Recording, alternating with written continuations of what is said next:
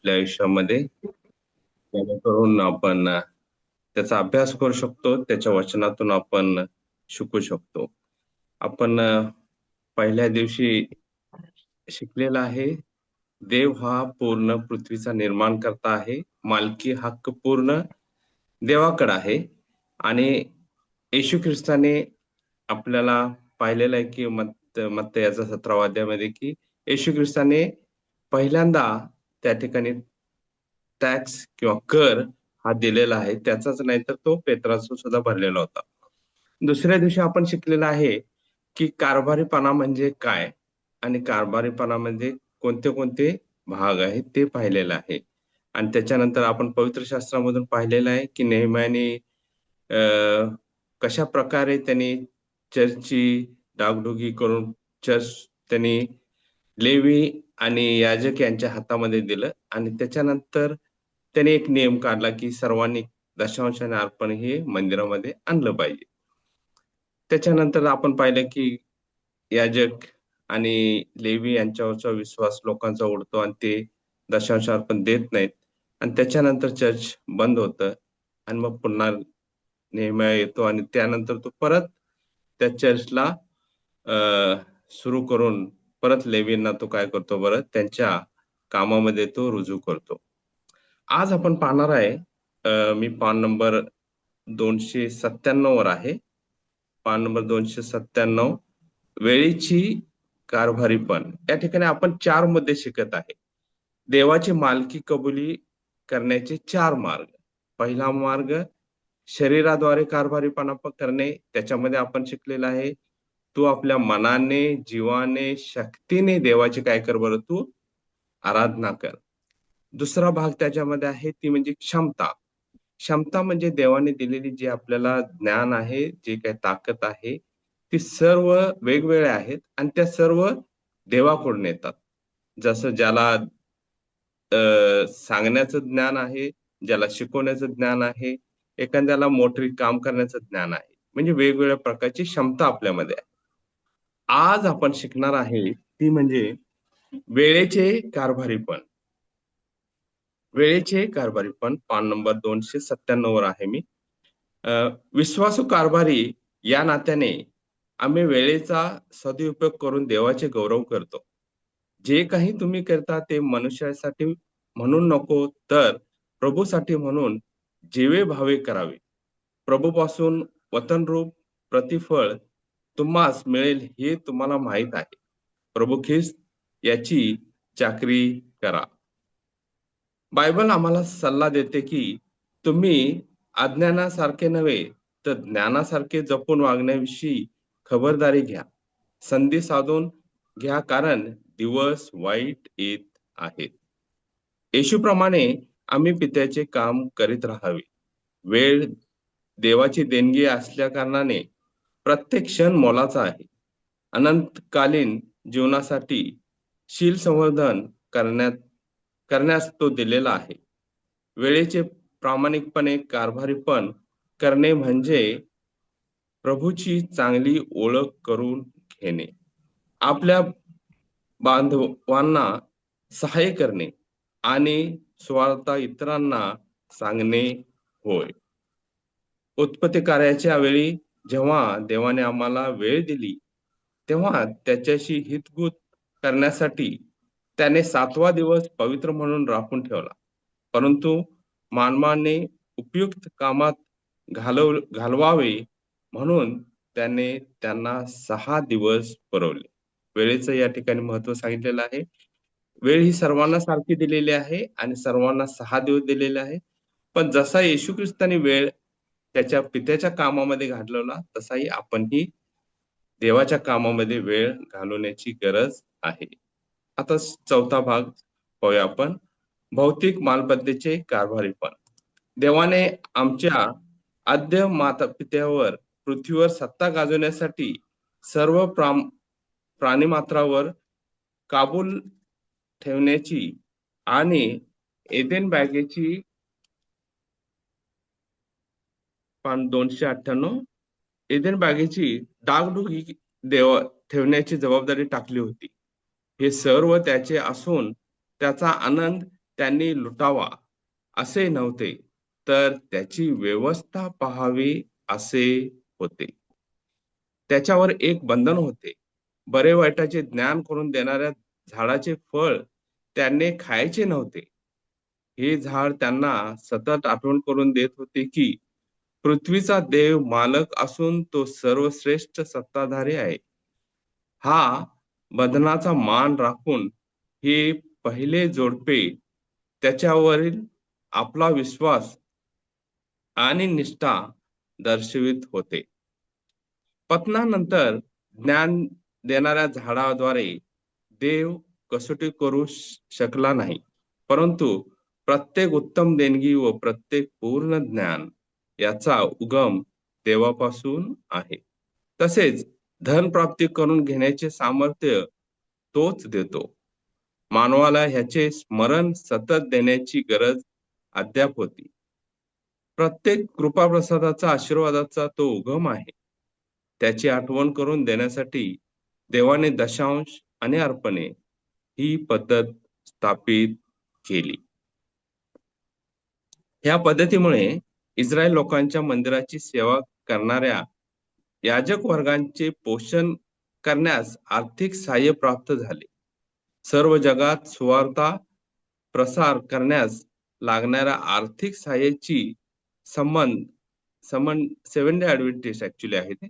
Seven day Adventist लोकांनी levy लोकांची योजना नमुनेदार आणि भक्कम पायावर आधारलेली बायबल प्रणीत पद्धत म्हणून स्वीकारली. सुवार्ता प्रसार कार्य त्यांच्या लोकांच्या प्रयत्नावर व दानार्पणावर अवलंबून असले पाहिजे असा देवाचा इरादा आहे. त्याला दशांश आणि अर्पणे देऊन त्याच्याबरोबर निस्वार्थी सहकामगार करण्यास तो त्यांना पाचारण करीतो.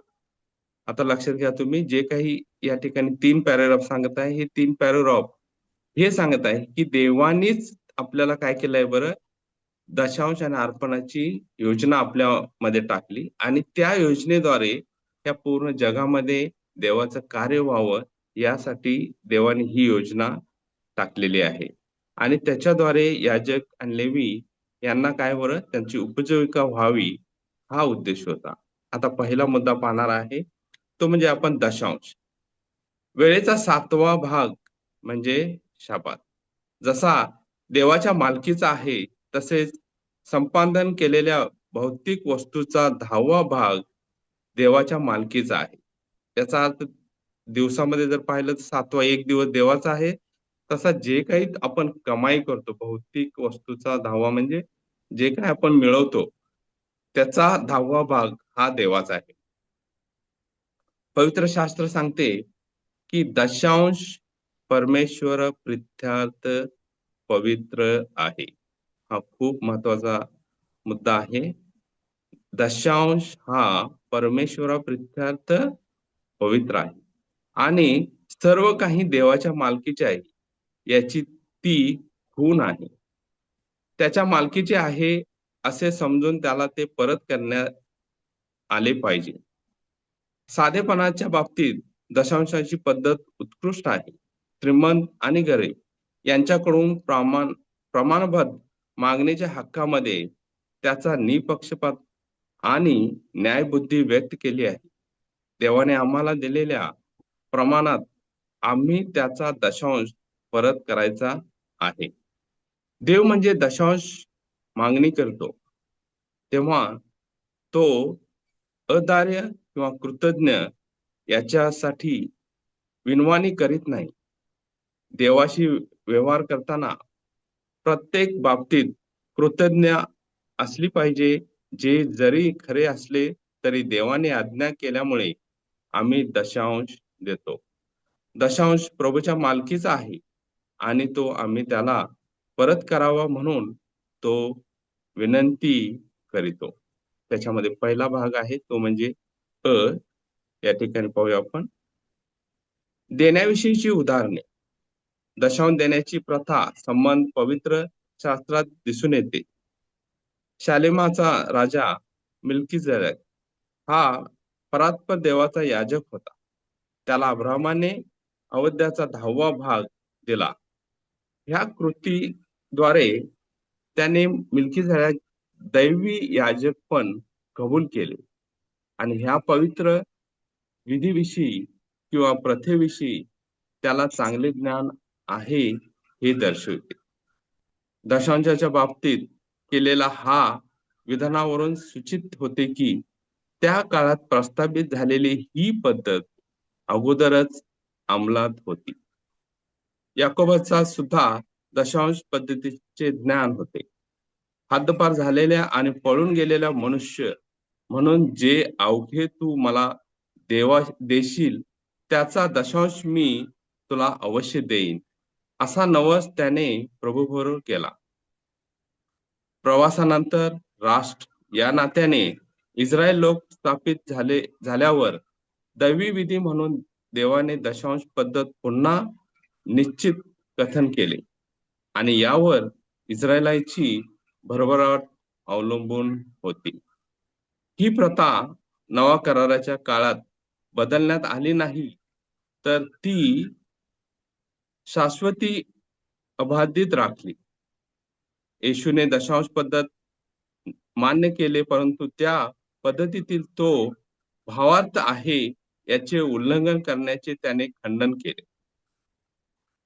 यज्ञार्पणाने संस्कार विधी नियमाचे नियंत्रण करण्यात आले होते आणि विधी नियमशास्त्र ख्रिस्ताचे प्रायचित यज्ञाचे दर्शक होते. ते त्यांच्या मरण समयी रद्द केले, परंतु दशांश पद्धत विधी बंद झाली नाही. अब्राहम सर्व विश्वासाचा पिता आहे, म्हणून दशांश देण्याची बाबतीत ख्रिस्ती लोकांना तो आदर्श आहे. जसा अब्राहमाने परात्पर देवाचा याजक मिल्कीसडक याला आपला दशांश दिला, तसे मिल्कीसडकच्या संप्रदायाप्रमाणे आमचा प्रमुख याजक येशू ख्रिस्त याला नवा करारातील विश्वासक आपला दशांश देतात. या ठिकाणी आपण थांबणार आहे. म्हणजे दशांश हा देवाने दिलेला एक आराखडा आहे आणि तो आपण पाळतो. आणि उदाहरण सुद्धा दिले आहेत मिल्कीसडकचे, याकोबाचे. या ठिकाणी नोंद आहे, अब्राहमाची नोंद आहे. यांनी हा कंटिन्यू केला, यांनी तो थांबवला नाही किंवा तो काही काळापुरता नव्हता, तर तो आजपर्यंत तो चालू आहे.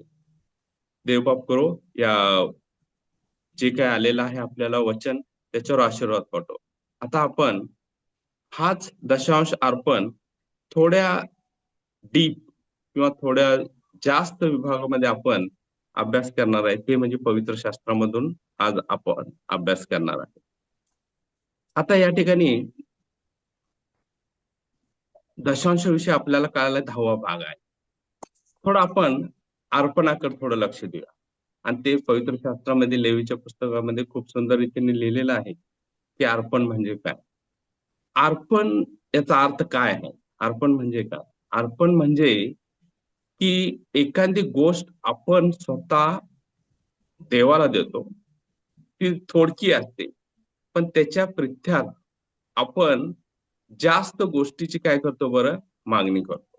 जास्त गोष्टीची आपण काय करतो बरं, डिमांड करताय. याचा अर्थ जर समजा एखाद्याला जर कोकरा द्यायचा असेल, पण तो देवाकडून तो कोकरा का देत आहे? कारण तो त्याच्या पापाची काय करताय बरं, पश्चातापाची माफीची मागणी काय करताय बरं, तो करत आहे. म्हणजे मोठ्या गोष्टीची तुम्ही काय करताय बरं, मागणी करताय. या ठिकाणी पहिला मुद्दा असा आहे की आपल्याला सर्वांना माहित आहे, अर्पण म्हणजे आपण पाहिलं तर पालक किंवा आई वडील हे कसे सॅक्रिफाईस करतो आपण. मुलांच्यासाठी आपण काय करतो, त्यांच्या शिक्षणासाठी आपल्या कमाईची पूर्ण शिक्षणासाठी त्यांच्या काय करतो बरं, आपण करतो. आपण अर्पण करतो स्वतःला. याचा अर्थ तो मुलगा मोठा होऊन चांगल्या गोष्टी, मोठ्या गोष्टी शिकाव्या म्हणून. तसंच जुन्या करारामध्ये पाहिलेलं आहे की त्यामध्ये जे काही मेंढरू किंवा पक्षी किंवा जे काही त्या ठिकाणी अर्पण केलं जायचं मंदिरामध्ये, ह्यासाठी की त्यांच्या पापाची क्षमा व्हावी, त्यांनी केलेल्या चुकीची क्षमा व्हावी, यासाठी त्या ठिकाणी ते दिलेलं असायचं. आता जर तुम्ही लेवीच्या पुस्तकात पाहिलं, त्या ठिकाणी काही अर्पण आहे. 5 अर्पणाची नोंद मुख्यतः जास्त त्या ठिकाणी नोंद आहे आणि त्या 5 अर्पणाचा आपण अभ्यास करणार आहे आणि ते 5 अर्पण देवाने का दिले याची आपण अभ्यास करणार आहे. पहिलं अर्पण आहे ते म्हणजे होमार्पण. होमार्पण हे लेवीच्या पहिल्या पुस्तकात आहे. 16व्या अध्यायात सुद्धा आहे, 8व्या अध्यायात सुद्धा आहे. आणि जर तुम्ही पाहिलं होमार्पण मध्ये देव त्यांना एक मार्गदर्शन देतात, की होमार्पण हे तुम्ही काय दिलं पाहिजे. एक तुम्ही दिलं पाहिजे होमार्पण बैल, मेंढा किंवा नर पक्षी म्हणजे कबूतर. नर पक्षी हाच दिला पाहिजे. आता हा होमार्पण देण्याचा उद्देश काय आहे? होमार्पण देव का मागत आहे?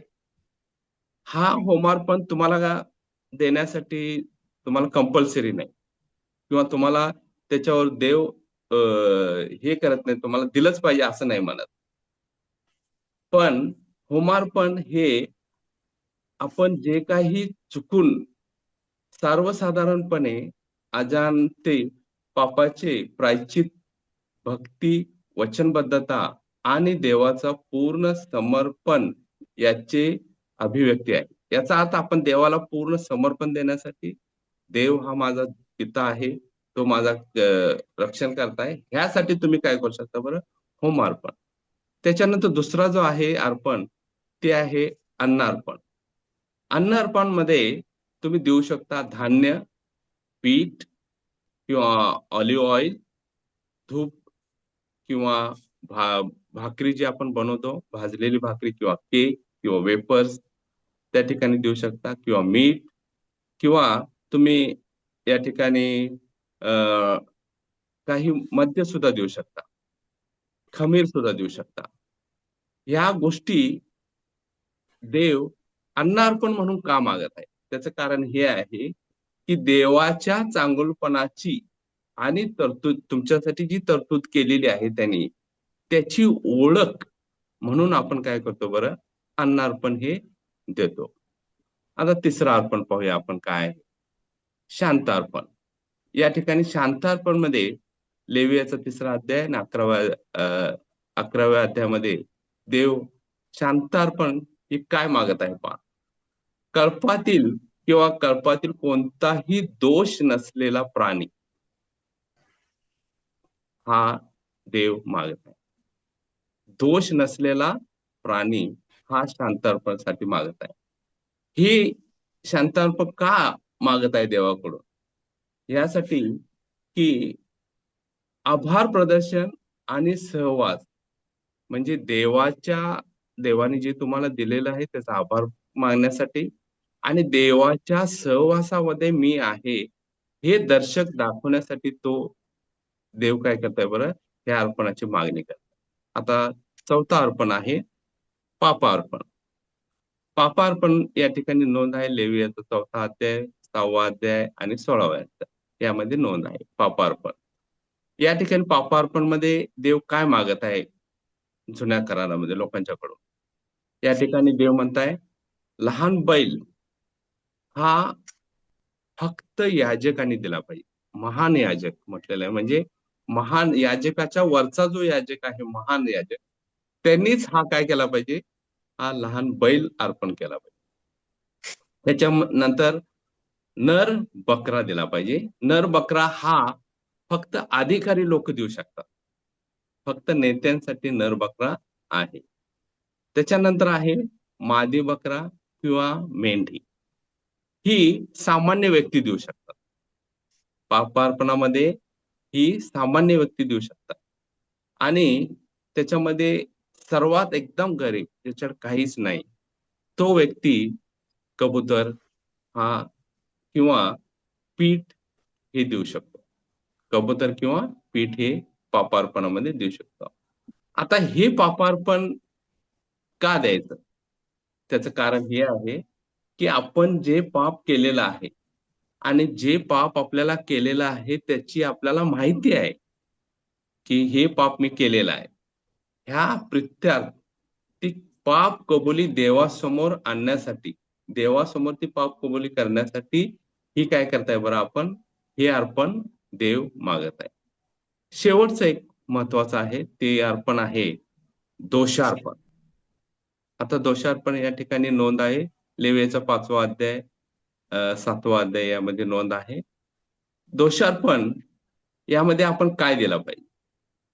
त्यामध्ये तुम्हाला खूप सुंदर रीतीने देवाने दिलं आहे, की जे तुमच्या मनातील जितक्या किमतीचा तुम्ही ठरवाल, तो तुम्ही मेंढा आणला पाहिजे. फक्त मेंढा हा दोषार्पणमध्ये दिला पाहिजे. हे दोषार्पण का द्यायला पाहिजे? त्याचं कारण हे आहे, की जे तुम्हाला माहीत नाही, चुकून तुम्ही एखादं पाप केलेलं असेल, त्या पापाची क्षमा व्हावी म्हणून हे दोषार्पण दिलं पाहिजे. आता तुम्ही 5 अर्पण तुम्हाला समजलेले आहेत. या 5 अर्पणाचा आपण अभ्यास केला आहे. आता हे 5 अर्पण आणि माझ्यामध्ये ते 5 ही दोष आहेत. 5 ही दोष माझ्यामध्ये आहेत. आणि मी जेव्हा मंदिरामध्ये जातो, जुन्या काळामध्ये जेव्हा मी मंदिरामध्ये जातो आणि हे 5ही दोष माझ्याकडे आहेत आणि त्या 5ही दोषाची मी कशा प्रकारे अनुक्रमणिका करू शकतो किंवा त्याची मांडणी कशी करू शकतो, हे आपण पाहूया. याचा सिक्वेन्स असा आहे. पहिल्यांदा तुम्हाला जर अर्पण द्यायचं असेल, तर तुम्ही पहिल्यांदा पाप अर्पणाचं तुम्ही दिलं पाहिजे. पाप अर्पण जे आहे, त्याची तुम्ही काय केलं पाहिजे? पहिलं अर्पण दिलं पाहिजे. दुसरं जे अर्पण आहे, ते म्हणजे तुम्ही बन अर्पण किंवा आपण होमार्पण जे म्हणतो, ते अर्पण तुम्ही दिलं पाहिजे. म्हणजे पहिला त्यांनी देवाने जो मुद्दा ठेवलेला आहे, सर्वात महत्वाचा म्हणजे तुमच्या पाप क्षमेची काय बरं तुम्ही कबुली केली पाहिजे. आणि मग दुसऱ्यांदा त्याने सांगितलेलं आहे, की होमार्पण. मग तिसऱ्यांदा त्यांनी सांगितलेलं आहे, की तुम्ही अ, तुमच्या शांती अर्पण किंवा त्याच्यानंतर ते सांगत आहे, की याचा अर्थ ह्या ज्या 5ही अर्पण देवाने त्यांना सांगितलेलं होतं, त्याच्यामध्ये देव सांगत आहे, की सर्वात महत्वाचा जो आहे अर्पण, तो म्हणजे काय बरं? पाप अर्पण. आणि हे अर्पण देव सांगत असताना, या सर्व गोष्टी देव त्यांना शिकवत असताना, देव त्यांना जाणून देतो, की ह्या सर्व गोष्टी ह्या येशू ख्रिस्ताकडे नेतात. शेवटी कुठं नेतात ह्या? येशू ख्रिस्ताकडे नेतात आणि येशू ख्रिस्ताला पुढे ठेवतात. येशू ख्रिस्ताच्या ते दर्शवितात. हे 5 अर्पण त्या ठिकाणी विशेष करून नोंद आहे. आता आपण पाहूया थोडं पवित्र शास्त्रामध्ये पहिले शमूएल याचा 15वा अध्याय. या ठिकाणी एक सुंदर रीतीने उदाहरण नोंद केलेलं आहे. पहिले शमूएल याचा 15वा अध्याय. त्या ठिकाणी पहिल्या वचनामध्ये असं सांगितलेलं आहे. याची स्टोरी मी थोडक्यात सांगतो.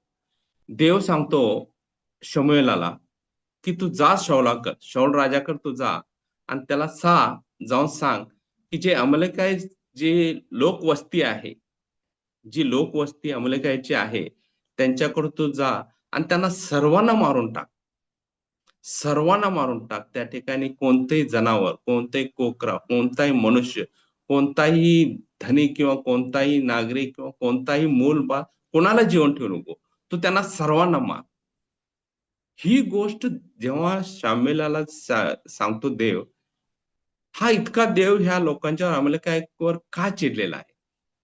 का चिडत आहे, की ते त्या ठिकाणी जाऊन त्यांना मारण्यासाठी. पहिल्या वचनामध्ये आपण जर पाहिलं तर त्या ठिकाणी नोंद आहे.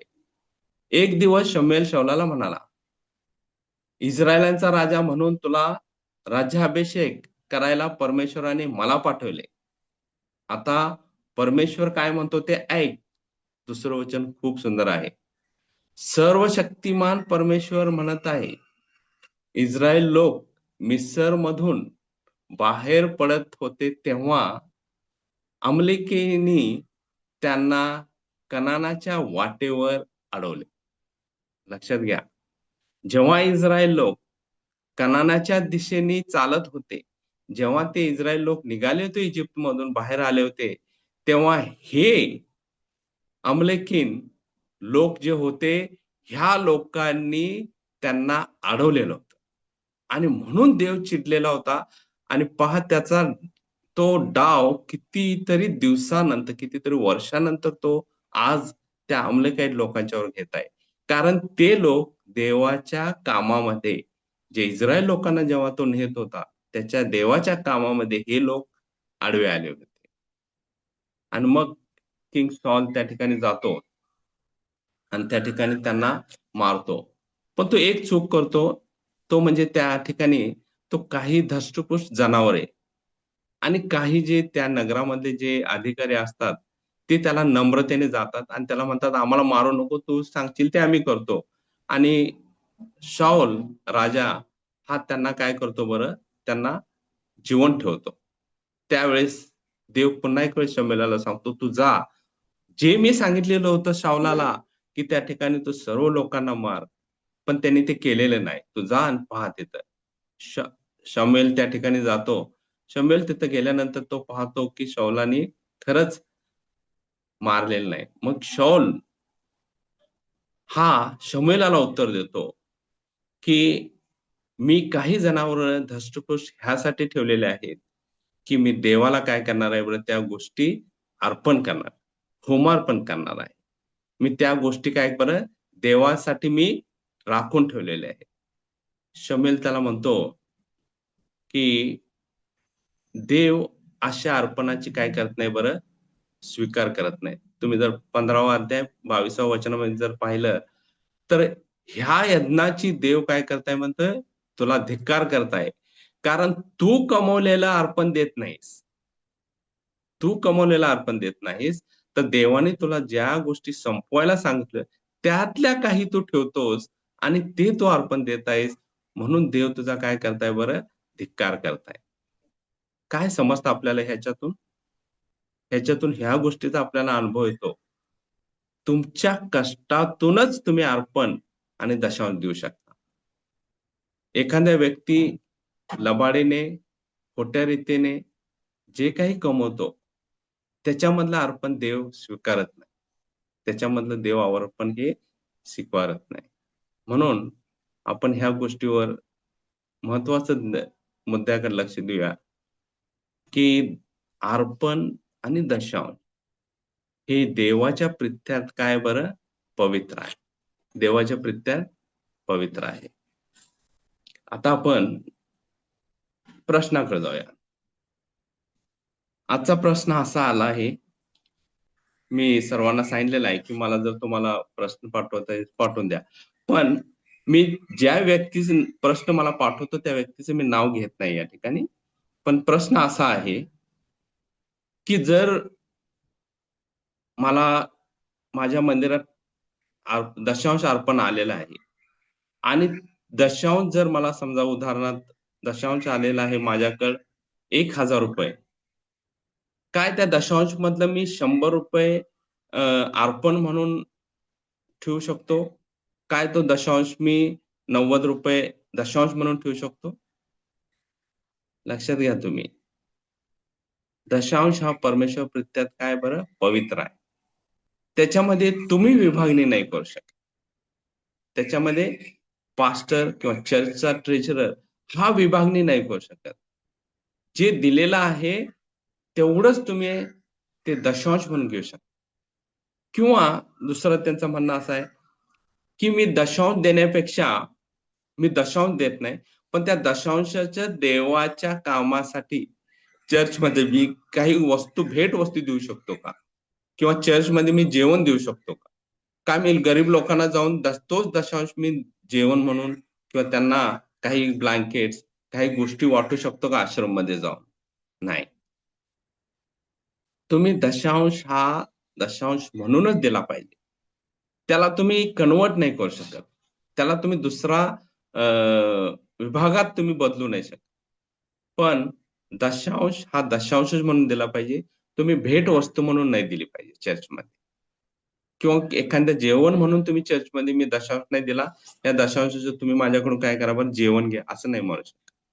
दशांश हा दशांश आहे आणि जे काही परमेश्वर प्रित्यार्थ आहे, जे काही परमेश्वराचं आहे, ते सर्व गोष्टी काय आहेत बरं, पवित्र आहे. देव बाप करो तुम्हाला सर्वांना आशीर्वाद दो. आणि पुन्हा एक वेळेस मी सर्वांना विनंती करत आहे, जर तुमच्याकडे काही प्रश्न असतील तर तुम्ही मला पाठवा. पण मी तुमचं नाव नाही सांगणार, पण तो प्रश्नाचं उत्तर मी नक्की देण्याचा प्रयत्न करत आहे. धन्यवाद. देव बाप तुम्हाला आशीर्वाद दो.